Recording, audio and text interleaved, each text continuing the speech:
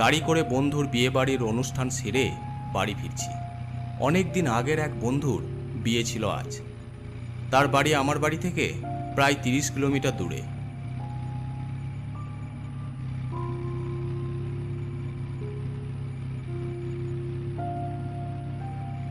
বন্ধুর বিয়ের অনুষ্ঠান থেকে বাড়ি ফেরার সময় অনেক রাত হয়ে গিয়েছিল। বিয়ে বাড়ি থেকে যখন রওনা দিই তখন রাত প্রায় 10:30। বন্ধু অবশ্য আমাকে রাতে থেকে যেতে বলেছিল, কিন্তু কাল সকালে আমার অফিস থাকায় আমি থাকতে পারি নাই। আমি আমার গাড়ি করে এই পাকা রাস্তার মধ্যে দিয়ে এগিয়ে চলেছি। রাস্তাতে কতগুলো ল্যাম্পপোস্টের আলো মিটমিট করে জ্বলছে।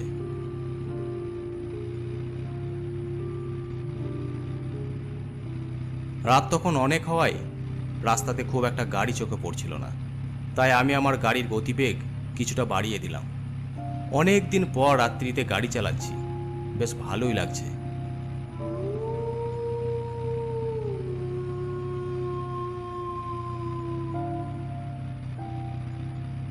শহরের পাকা রাস্তা ছেড়ে এবার আমি গ্রামের কাঁচা রাস্তা ধরলাম। আসলে এটা একটা শর্টকাট রাস্তা। এই পথ দিয়ে গেলে কিছুটা সময় বেঁচে যায়। গ্রামের রাস্তাটি একেবারে নির্জন। দূর থেকে শিয়ালের ডাক ভেসে আসছে, তার সাথে ঝিঝি পোকার শব্দ। আমি তখন বেশ খানিকটা পথ চলে এসেছি। রাত তখন 11টা। হঠাৎ গাড়ির হেডলাইটের আলোয় দেখতে পাই কোনো এক মহিলা যেন রাস্তার পাশে দাঁড়িয়ে হাত নেড়ে আমাকে দাঁড়াতে বলছে। কি ব্যাপার, এত রাতে একা একটা মেয়ে মানুষ এখানে লিফট চাইছে? আশ্চর্য। আমি বেশ একটু অবাক হলাম। এত রাতে কোনো মহিলা একাই রাস্তায় কি করছে? প্রথমে ভাবলাম দাঁড়াবো না, কিন্তু তারপর ভাবলাম এত রাতে এই নির্জন রাস্তায় ওই মহিলাটির হয়তো কোনো সাহায্যের দরকার আছে, আর তাই হয়তো সে আমাকে দাঁড়াতে বলছে। আমি গাড়িটা তার কাছে গিয়ে দাঁড় করালাম। কে আপনি? আর এত রাতেই বা আপনি এই নির্জন রাস্তায় একা কি করছেন? আমাকে একটু সাহায্য করুন দয়া করে। আপনার কিসের সাহায্যের প্রয়োজন আছে, তাও আবার এত রাতে? ওই রাস্তা দিয়ে আমি আর আমার মেয়ে যাচ্ছিলাম। হঠাৎ একটা গাড়ি আমার মেয়েকে অ্যাক্সিডেন্ট করে চলে যায়। তাকে হাসপাতালে নিয়ে যাওয়ার জন্য কোনো গাড়ি পাচ্ছি না। আপনি আমাদের নিয়ে চলুন না দয়া করে। ও আচ্ছা, আপনার মেয়ে কোথায়? ওই যে ওইদিকে গাছতলায়। আপনি আমার সঙ্গে চলুন প্লিজ। আমি একা মেয়েকে আনতে পারবো না। এ কি বিপদে পড়লাম রে বাবা! কি জানি কপালে কি আছে।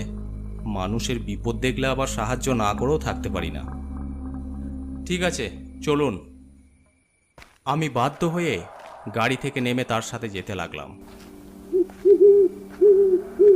সে আমাকে তার হাত দেখিয়ে একটা দিক নির্দেশ করে বলল, ওইদিকে চলুন। আমি সেদিকে মহিলাটির পিছু পিছু এগুতে থাকি।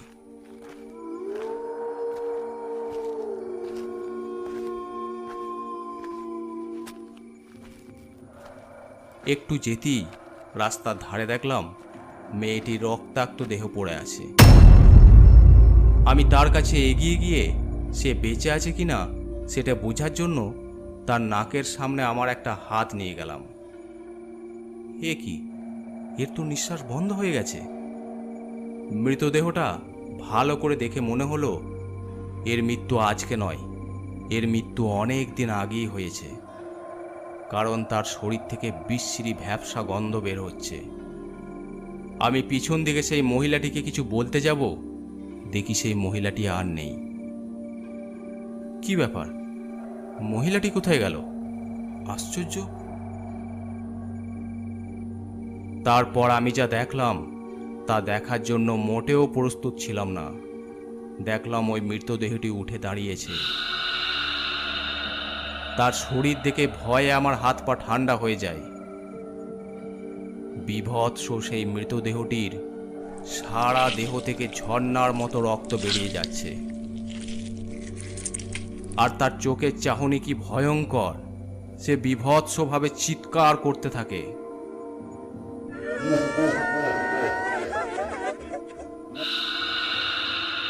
এটা যে একটা অশরীরী সেটা বুঝতে আমার আর বাকি রইল না।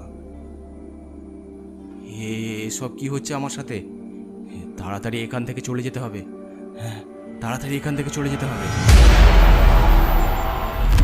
আমি প্রাণ ভয়ে আমার গাড়িটার দিকে দৌড়াতে লাগলাম। ছুটে গিয়ে গাড়িতে উঠে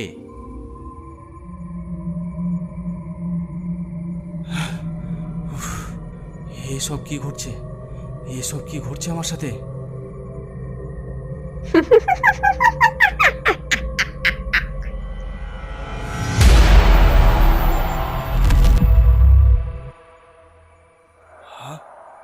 কে কে তোমরা? আমার সাথে আমার সাথে তোমরা কেন এমন করছো? কিরে, করবি না আমাদের সাহায্য? আমাদের সাহায্য করবি না? করবি না? আমার সাথে আমার সাথে তোমরা কেন এমন করছো?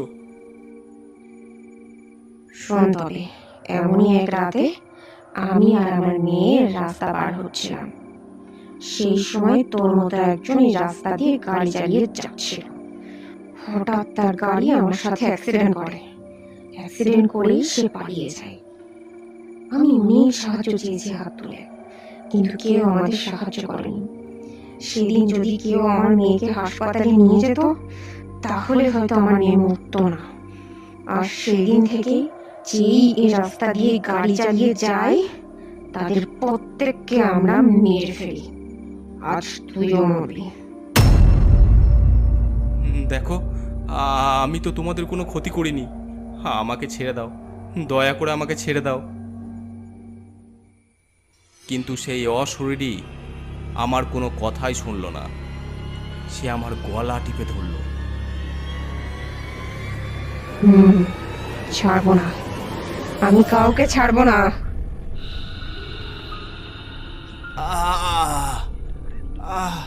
ছেড়ে দাও, ছেড়ে দাও, দয়া করে আমাকে ছেড়ে দাও।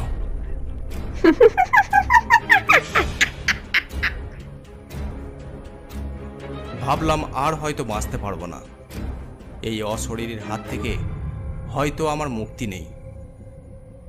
কিন্তু এমন সময় আমি কোনো মন্দিরে পুজোর শঙ্খধ্বনি আর ঘণ্টার শব্দ শুনতে পাই।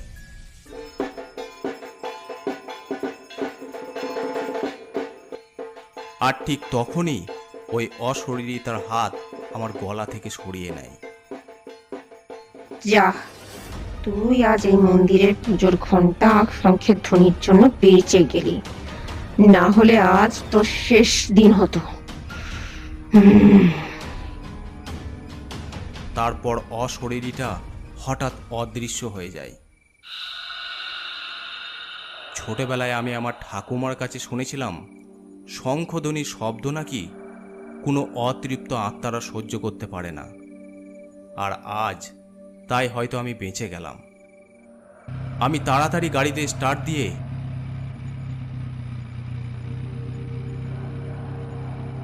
কিছুটা যাবার পর দেখি একটা মন্দিরে শিবরাত্রির পুজো হচ্ছে। আর এই কারণেই আমি আজ বাঁচতে পারলাম। আমি মনে মনে ঠাকুরকে ধন্যবাদ আর প্রণাম জানিয়ে সে রাত্রিতে বাড়ি ফিরলাম।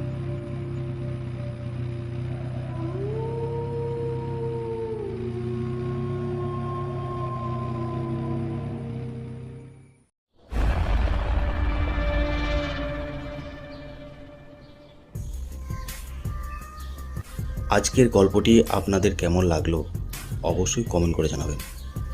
আর যদি ভালো লেগে থাকে অবশ্যই চ্যানেলটি সাবস্ক্রাইব করে দেবেন।